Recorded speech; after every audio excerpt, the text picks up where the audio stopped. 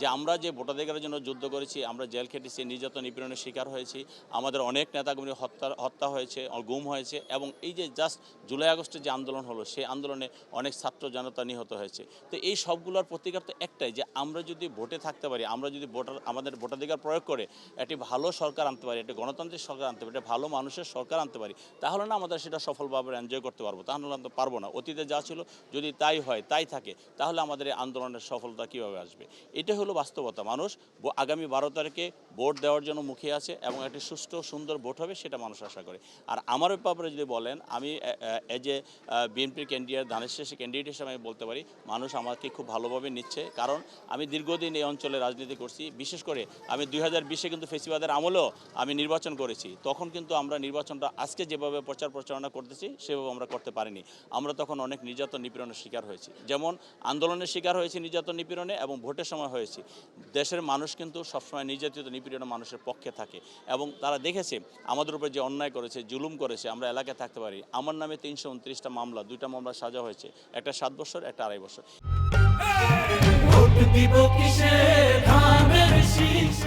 এভাবে আমাদের প্রতিটি নেতাকর্মীকে যেভাবে নির্যাতন করেছে ফেসিবাদীরা, সেটা আমাদের দেশের মানুষ মনে রেখেছে, এবং এই বিপদে থেকেও আমরা কিন্তু জনগণের পাশে ছিলাম প্রতিটা মুহূর্তে।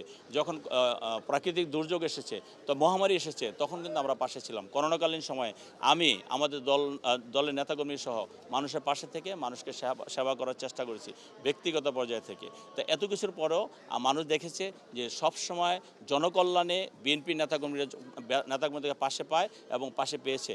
এবং অতীতে যতগুলো সুষ্ঠু নির্বাচন হয়েছে, প্রতিটি নির্বাচনে মানুষ বিএনপিকে ভোট দিয়েছে, বিএনপির পাশে থেকেছে। আমি বিশ্বাস করি আগামী ফেব্রুয়ারিতে যে নির্বাচন হবে, সেটি সুষ্ঠু নির্বাচন হবে।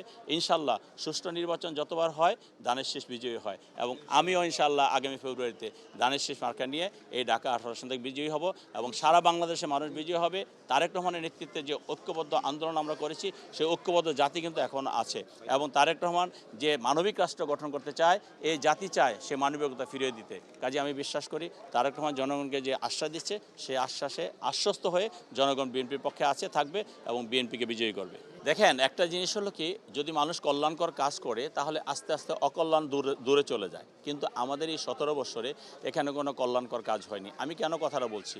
1991 সনে এখানে কিন্তু বেগম খালেদা জিয়া এমপি ছিলেন। এমপি থাকার পরে, এরপরে ম্যাডাম তো বাই ইলেকশন হয়েছে, আমাদের আরেকজন এমপি হয়েছেন। তিনি যেভাবে কাজ করেছেন, অর্থাৎ ম্যাডামের নেতৃত্বে তিনি কাজ করেছেন। যেহেতু ম্যাডামের এই আসনের প্রতি একটা দুর্বলতা ছিল, যে এই এলাকার মানুষ বেগম খালেদা জিয়াকে নির্বাচিত করেছিলেন।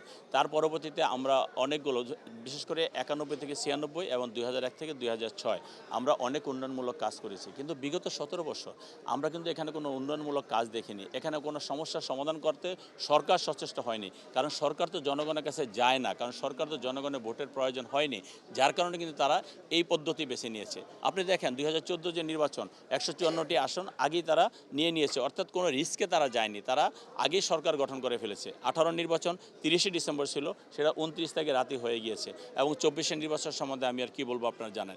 এইভাবে জনগণকে উপেক্ষা করে, জনগণের ভোটাধিকার প্রয়োগ না করে তারা সরকারে ছিল, যার কারণে জনকল্যাণে কোনো কাজ করেনি। এখানে অনেক ধরনের সমস্যা আছে, জলাবদ্ধতার সমস্যা আছে, কিশোর গ্যাংয়ের সমস্যা আছে, মাদকের সমস্যা আছে, তারপরে চাঁদাবাজির সমস্যা আছে। এগুলো কিন্তু সবাই তৎকালীন সময়ের সৃষ্টি। 2005-এর পরে, 5ই আগস্টের পরে বিশেষ করে কিছুটা সেটা কমেছে, পুরোপুরি নির্মূল হয়নি।